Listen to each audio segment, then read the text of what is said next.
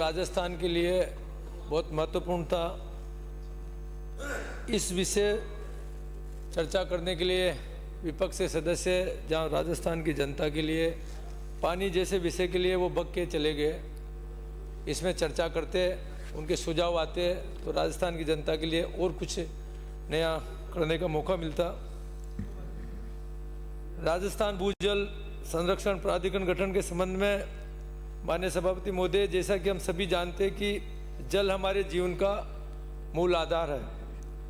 जल के बिना जीवन की कल्पना भी नहीं की जा सकती। पृथ्वी पर जितने भी जीव जंतु, पेड़ पौधे और मनुष्य, सभी को जीवित रहने के लिए जल की आवश्यकता है। मानव का शरीर में 70% जल है। माननीय सभापति महोदय, मैं सदन को बताना चाहूँगा कि आप इतिहास उठाकर देखें, दुनिया की जितनी भी सभ्यता है वो सब नदी किनारे बसी हुई है, क्योंकि जल बहुत महत्वपूर्ण। ये नदियाँ केवल पानी का स्रोत नहीं थी, बल्कि जीवन, कृषि, व्यापार और संस्कृति की धारा थी। केवल भौतिक विकास ही नहीं, जल ने धार्मिक और सांस्कृतिक चेतना भी जगाई है। गंगा, यमुना, नील और टाइग्रिस जैसी नदियों को देवताओं के रूप में पूजा गया है। जल शुद्धता, पवित्रता और जीवन का प्रतीक बन गया है। जल है तो जीवन है, ये कोई साधारण वाक्य नहीं है, बल्कि एक गंभीर सच्चाई है। यदि हमने आज भूजल का संरक्षण, संवर्धन व उचित प्रबंधन समय रहते नहीं किया तो आने वाली पीढ़ियां भूजल के बिना परेशान होगी। अतः हम सबका नैतिक दायित्व भी है और कर्तव्य कि भूजल को बचाएं और इसका महत्व समझें। राजस्थान की धरा सदियों से जल संकट से जूझती आई है। अगर पूरे भारत में सबसे ज़्यादा अगर जल का संकट है तो राजस्थान में है। यहाँ का आकाश अक्सर तपी से भरा रहता है, सबसे ज़्यादा टेम्परेचर राजस्थान रहता है और बरसात भी तुलनात्मक रूप से राजस्थान में सबसे कम होती है। जल से संरक्षण जीवन से संरक्षण, अर्थात जल का संरक्षण ही जीवन का संरक्षण है। हमारे पूर्वजों द्वारा जल संरक्षण हेतु लगभग प्रत्येक गाँव में तालाब, जोहड़, कुएँ, टाँके, बावड़ी का निर्माण किया जाता था, जो कि मानव जाति के लिए एक जीवन रेखा थी। और विशेषकर अगर मारवाड़ की बात करें तो पीने के पानी से लेके नहाने, कपड़े धोने, सारे काम हम टाँकों के द्वारा उनको संरक्षित करके बरसात को उसके बाद में किया जाता था। राजस्थान में जल संरक्षण केवल पर्यावरण आवश्यकता नहीं, बल्कि जीवित रहने का आधार है। परंपरागत जल संरक्षण, उनका पुनर्जीवन, वर्षा जल संचय, बूंद बूंद पानी की बचत और जागरूकता इस समस्या का स्थायी समाधान है। इसके लिए इस बार भी हमारे यशस्वी मुख्यमंत्री ने वंदे गंगा जल संरक्षण अभियान चलाया और उस अभियान में गंगा जी की कृपा से, आशीर्वाद से इस बार पिछले 2 वर्षों से अच्छी बारिश भी हो रही है। राज्य भूजल प्रदेश की आज मैं आपके सामने रखूंगा। राजस्थान राज्य भौगोलिक दृष्टि से देश का सबसे बड़ा राज्य है, लेकिन देश की तुलना में लगभग 5.67% जनसंख्या, 13.88% कृषि योग्य भूमि एवं 11% पशुधन है। देश की तुलना में केवल राजस्थान में 1.16% सतही जल एवं 1.7% भूजल संसाधन उपलब्ध है। राज्य में वर्ष भर बहने वाली मात्र चंबल एवं माई नदी है। राज्य में स्थायी जल की कमी, तापमान की अधिकता, वर्षा में असमानता, जलवायु परिवर्तन का प्रभाव तथा उच्च वाष्पीकरण दर के कारण विषम परिस्थितियां देखने को मिलती है। देश में भूजल दर 60.67% तथा मात्र 11% क्षेत्र ही अति दोयी श्रेणी में आता है, जबकि राज्य की भूजल दोहन दर 149.86% है। पूरे देश में अगर एवरेज तो 11%, यहाँ पे वो लगभग 150% भूजल दोहन है, अर्थात राज्य का लगभग 72% भाग भूजल की दृष्टि से अति दोहित है, जिससे कि भूजल की गंभीरता का सहज अनुमान लगाया जा सकता है। भूजल विनियम हेतु वर्तमान जो प्रदेश से केंद्रीय भूजल प्राधिकरण द्वारा दिनांक 24/9/2020 एवं 29/9/2023 को जारी अधिसूचनाओं के माध्यम से राज्य में भूजल का नियंत्रण एवं प्रबंधन किया जा रहा है। केंद्रीय भूमि जल प्राधिकरण द्वारा माननीय उच्चतम न्यायालय के निर्णय दिनांक 10/2/1996 में राष्ट्रीय हरित अधिकरण के विभिन्न निर्णयों का पर्यावरण संरक्षण अधिनियम 1986 के अंतर्गत प्राप्त सत्यों के तहत ही भूमि जल प्रबंधन और विकास से विनियमन और नियंत्रण हेतु उपरोक्त अधिसूचना जारी की गई है। केंद्रीय भूजल प्राधिकरण द्वारा देश के 19 राज्यों संघीय प्रदेशों में भूजल निकासी की विनियमित किया जा रहा है। जिस बार मैंने भूजल के उपयोग हेतु प्राथमिकता का उल्लेख किया तथा मान्य सदस्यों ने भी चिंता प्रकट की है।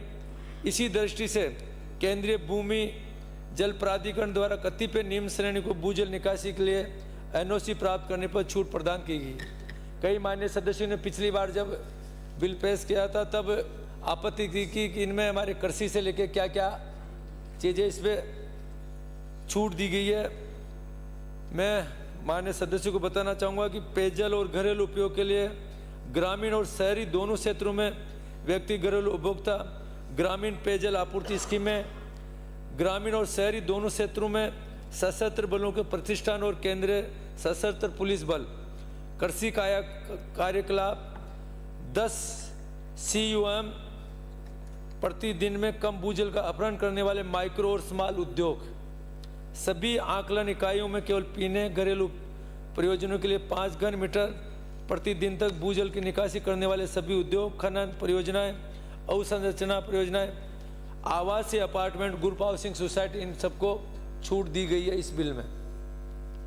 प्राधिकरण के गठन की आवश्यकता राज्य सरकार द्वारा फरवरी 10/2025 को राज्य में भूजल प्रबंधन और विकास के विनियम नियंत्रण हेतु केंद्रीय भूजल प्राधिकरण की शर्तों के अनुरूप अधिसूचना जारी की गई तथा उपरोक्त अनुसार ही भूजल निकासी के लिए एनओसी प्राप्त करने की छूट का प्रावधान रखा गया है। वर्तमान में यद्यपि देश के 19 राज्यों संघीय प्रदेशों तथा राजस्थान प्रदेश में भूजल निकासी को केंद्रीय भूमि जल प्राधिकरण द्वारा विनियमित किया जा रहा है, परंतु प्रत्येक प्रदेश की भौगोलिक एवं भूगर्भीय परिस्थितियां भिन्न भिन्न है, अतः प्राधिकरण के गठन की राज्यों को आवश्यकता है। मैं माननीय सदस्यों को पुनः याद दिलाना चाहता हूं कि हमारे संविधान निर्माताओं द्वारा पानी जल को संविधान की 7वीं अनुसूची की द्वितीय राज्य सूची के बिंदु संख्या 17 पर रखा गया। मैं पुनः संविधान के इस अंश को सदन के सम्मुख प्रस्तुत करना चाहूँगा। सूची 1 की प्रविष्ट 58-56 के उपबंधों के अधीन रहते हुए जल अर्थात जल प्रदाय, सिंचाई और नहरें, जल निकास और तटबंध, जल भंडारण और जल शक्ति, इसी भावनाओं के हमारे द्वारा आपनो अग्रणी राजस्थान संकल्प 2023 के बिंदु संख्या 9.16.1 में भूजल संरक्षण एवं प्रबंध प्राधिकरण स्थापित करने का उल्लेख किया गया है। इस संकल्प पत्र को राज्य कैबिनेट द्वारा दिनांक 18/1/2024 को नीतिगत दस्तावेज के रूप में अंगीकार किया गया है। इसी क्रम में राज्य सरकार द्वारा राजस्थान भूजल संरक्षण एवं प्रबंध प्राधिकरण के गठन हेतु बिल लाया गया है। जहां पर आवश्यक है वहां पर छूट देने का प्रावधान किया गया है, जो एग्रीकल्चर और पेयजल जैसे विषयों पर, और जहां पे प्रतिबंध लगाने की आवश्यकता है वहां कड़े प्रतिबंध लगाए गए हैं। भूजल स्तर की रोकथाम, भूजल के पुनर्भरण, जल के उचित उपयोग एवं जल संसाधनों के संरक्षण प्रबंधन हेतु राज्य स्पेसिफिक अथॉरिटी का गठन अति महत्वपूर्ण हो गया। राजस्थान भूजल संरक्षण प्राधिकरण विधेयक का उद्देश्य प्राधिकरण के माध्यम से राज्य के भूजल संसाधनों का उचित, न्यायसंगत तथा सतत उपयोग एवं प्रबंधन विनियमन के माध्यम से सुनिश्चित किया जाना है। विनियमन के द्वारा भूजल दोहन तथा उनसे संबंधित विषयों पर भूजल दोहन दर का निर्धारण किया जाएगा।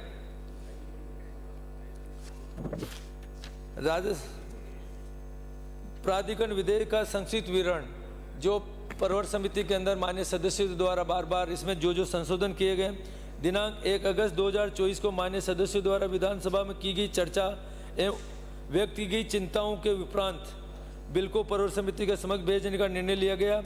प्रवर समिति द्वारा दिए गए सुझावों का समावेश कर बिल को दिनांक 19/3/2025 को पुनः विधानसभा में चर्चा का रखा गया, परंतु मान्य सदस्यों द्वारा दिए गए बहुमूल्य सुझावों एवं चिंताओं के मद्देनजर बिल को पुनः प्रवर समिति के समक्ष भेजने का निर्णय लिया गया। प्रवर समिति द्वारा पुनः चर्चा कर आवश्यक संशोधन पश्चात बिल मान्य सदस्यों के विचारार्थ एवं पालन हेतु प्रस्तुत है। इस महत्वपूर्ण बिल पर जिन मान्य सदस्यों द्वारा विचार व्यक्त किए गए एवं बहुमूल्य सुझाव दिए गए उनका मैं धन्यवाद ज्ञापित करना चाहता हूं। दिनांक 1/8/2024 19/3/2025 का आज सदन में हुई चर्चा तथा परवर समिति के विभिन्न बैठकों में जिन मान्य सदस्यों द्वारा सारगर्भित चर्चा की गई उनमें अलवर ग्रामीण से आने वाले मान्य विधायक नेता प्रतिपक्ष टीकाराम जूली, बेगू से आने वाले विधायक डॉक्टर सुरेश धाकड़, राजाखेड़ा से आने वाले मान्य विधायक रोहित बोहरा, सादुलपुर से आने वाले मान्य विधायक श्री मनोज कुमार, कोटा दक्षिण से आने वाले मान्य विधायक संदीप शर्मा, नाथद्वारा से आने वाले विधायक श्री विश्वराज सिंह जी मेवाड़, आदर्श नगर जयपुर से आने वाले मान्य विधायक श्री रफीक खान, सूरतगढ़ से आने वाले विधायक श्री डोंगरराम गेदर, भोपालगढ़ से आने वाले मान्य विधायक श्रीमती गीता बरबड़, भीनमाल से आने वाले विधायक श्री समरजीत सिंह, राजसमंद से आने वाले मान्य विधायक श्रीमती दीप्ति किरण माहेश्वरी, बूंदी से आने वाले विधायक श्री हरिमोहन शर्मा, तारानगर से आने वाले विधायक नरेंद्र जी बुडानिया, अजमेर दक्षिण से विधायक मान्य अनीता बदेल, बगरू से आने वाले मान्य विधायक श्री कैलाश जी, सीकर से आने वाले विधायक राजेंद्र पारिक, बाड़मेर से आने वाले मान्य विधायक श्रीमती डॉक्टर प्रियंका चौधरी, छोटू सिंह जी बाटवी, शाहपुरा से आने वाले विधायक मनीष जी यादव और विधायक हरलाल जी सारण में मान्य सदस्य द्वारा महत्वपूर्ण तथा सारगर चर्चा की गई। इसके लिए मैं पुनः सभी का धन्यवाद देते हुए उठाए गए कुछ बिंदुओं पर मान्य सदन को अवगत कराना चाहूँगा। प्रदेश के विभिन्न क्षेत्रों में भूजल की परिस्थिति को देखते हुए जिला भूजल संरक्षण एवं प्रबंध योजनाएं तैयार की जाएगी। इन योजनाओं में स्थान विशेष के लिए भूजल संरक्षण एवं संवर्धन पर निर्णय लिए जाएंगे। जैसा कि पूर्व में मैंने उल्लेख किया कि जनहित से जुड़े प्राथमिकता एवं वाले क्षेत्रों जैसे पेयजल सिंचाई आदि के लिए विधेयक की धारा 14 के अंतर्गत पूर्ण छूट दिया जाना सुनिश्चित किया जाएगा। प्रदेश के विकास को गति देने तथा युवाओं के रोजगार में सहायक MSME के सेक्टर हेतु आवश्यक प्रावधान किए जाएंगे। उक्त अधिनियम से संबंधित समस्त कार्रवाई संपादित करने के लिए प्राधिकरण तथा साथ ही भूजल विभाग क्षमता के विकास के लिए आवश्यक कदम उठाते हुए प्राधिकरण का गठन प्रस्तावित है, जहां प्राधिकरण के अध्यक्ष एवं सदस्यों के लिए तकनीकी दक्षता चयन की पात्रता में ही उल्लेखित कर दी गई है। दूसरी ओर आम जन के हितों को प्राथमिकता मिल सके ये सुनिश्चित करने के लिए मान्य सदस्यों में से 2 सदस्यों का प्राधिकरण के सदस्य के रूप में प्रावधान किया गया है। हमारे द्वारा इस बिल को निर्मित करते समय जहां एक और मान्य उच्चतम न्यायालय, केंद्र सरकार तथा केंद्रीय भूजल प्राधिकरण द्वारा जारी की गई मार्गदर्शिका एवं अन्य राज्यों में लागू सर्वोत्तम प्रथाओं बेस्ट को आधार बनाया गया है, वही विधानसभा तथा परवर समिति की मान्य सदस्यों द्वारा दिए गए बहुमूल्य सुझावों का भी समावेश किया गया है। जिस प्रकार पार्टी लाइन से ऊपर हटकर सभी दलों एवं मान्य निर्दलीय सदस्य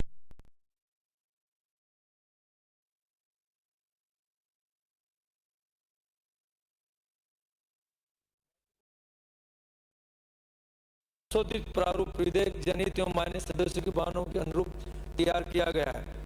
इसके माध्यम से मैं प्रदेश में भूजल संरक्षण सुनिश्चित करने एवं आमजन को राहत देने एवं प्रदेश को विकास पथ पर अग्रसर किया जाना संभव हो पाएगा। अभी इस प्रस्ताव पे अभी माननीय सदस्य रविंद्र जी भाटी, श्री चंद जी, संदीप जी और सुभाष जी सबने इस पे चर्चा करी। सबका एक ही मंशा थी कि इसमें हमारे विधायक और बढ़ाए जाए कम से कम संभाग स्तर पे। और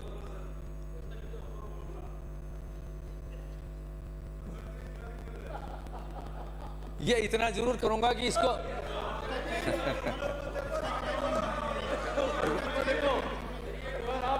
नहीं सरकार इस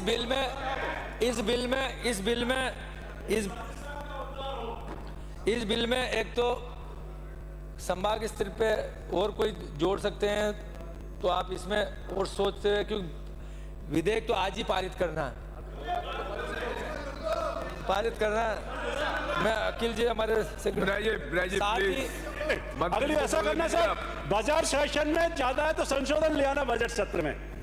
आप पारित तो करवा लीजिए, बजट सत्र में ले आना संशोधन। इतना जरूर है कि यहाँ पे जो भी रूल बनेंगे हम विधानसभा में सदस्यों के बीच में रखते रूल बनाएंगे तो आपके बीच में रखेंगे। अतः इसी भावनाओं के साथ इस विधेयक को पारित करने हेतु अनुरोध करना चाहूंगा। प्रश्न ये है कि प्रवर समिति द्वारा पुनः प्रतिवेदित राजस्थान भूजल संरक्षण और प्रबंध प्राधिकरण विधेयक 2024 को जनमत